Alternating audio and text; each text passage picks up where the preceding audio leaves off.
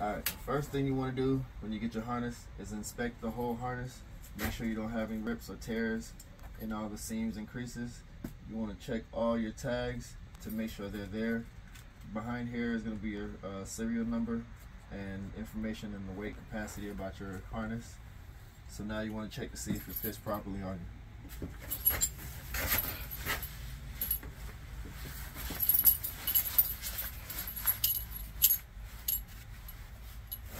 These are your shoulder straps. You want to make sure they fit snug up against your shoulders when you put them on.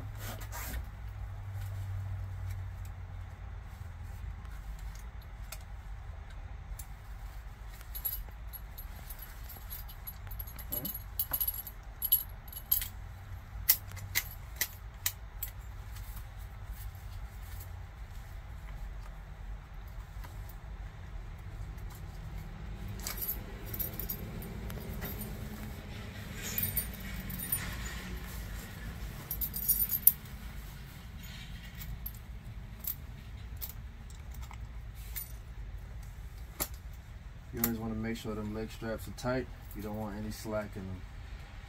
So that's good right there.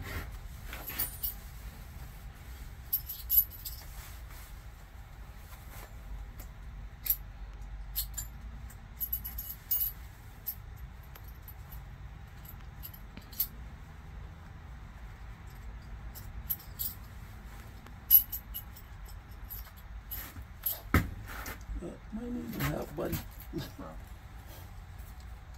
Let go.